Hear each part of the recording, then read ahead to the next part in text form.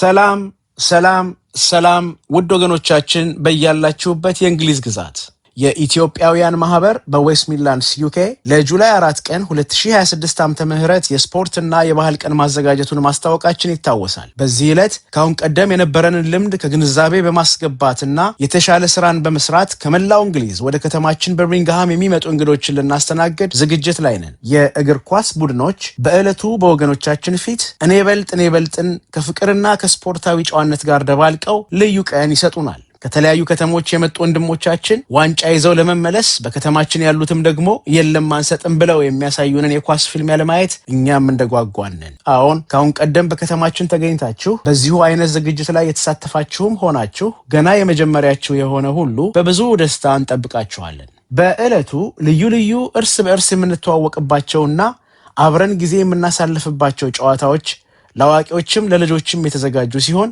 ሩጫም የዝግጅታችን ክፍል ነው። በተለያዩ ጾታዎችና የዕድሜ እርከኖች በሚኖሩን የሩጫ ውድድሮች ላይ ለመሳተፍ የምትፈልጉ ሁሉ ተዘጋጅታችሁ እንድትመጡ ከወዲሁ እናስታውሳለን። ሁላችንም የደስታ ቀን ይሆን ዘንድ ማህበራችን ለልጆቻችንን መጫወቻ የሚሆን የላስቲክ ላይ ዝላይና መንሸራተቻን ባውንስ ካስል አዘጋጅተዋል። በዕለቱ ዲጄ ሊዮ ልምድና ልዩ ልዩ ሙዚቃ ሰንዶ አብሮን ይውላል።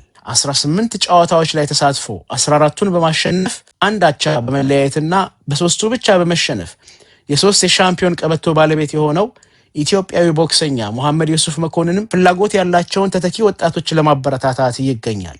በአጠቃላይ በዕለቱ ልዩ ልዩ ዝግጅቶች ተዘጋጅተው የወገኖቻችንን መገኘት ይጠባበቃሉ። ውድ ወገኖቻችን ዘወትር እንደምናሳስበውና እንደምታውቁት የኢትዮጵያውያን በዌስት ሚድላንድስ ዩኬ ማህበር የመላው ኢትዮጵያውያንና ትውልደ ኢትዮጵያውያን የጋራ ንብረት ነው። እኛ ዘንድ ሃይማኖት፣ ዘር፣ ፖለቲካና ማናቸውም አይነት ልዩነቶች መስተናገጃ የላቸውም። በመሆኑ ወገኖቻችን በዕለቱ እንደየባህላቸው ለብሰውና ደምቀው እንዲገኙና አብረን በአንድነት እንድናሳልፍ ጥሪያችንን እናስተላልፋለን። በቤት ውስጥ የሚቀር አይኖርም። ሁላችንም ለሁላችንም በተዘጋጀልንና የጋራችን በሆነው ጁላይ 4 ቀን በካስልቬል ስታዲየም እንታደማለን። አስታውሱ፣ ያዘጋጀነውን መርሃ ግብር ሁሉ በዕለቱ ማካተት ይቻልን ዘንድ በሰዓት መጠቀም ምርጫ አልባ አማራጫችን ነው። 10 AM ላይ ዝግጅታችን ይጀምራልና እንዳያመልጣችሁ በሰዓቱ ተገኙ። አድራሻው B35 7 QL ፎርንቦርግ ሮድ ሲሆን በቂ የሆነ የመኪና ማቆሚያ ቦታ ይኖረናል። የኢትዮጵያውያን በዌስት ሚድላንድስ ዩኬ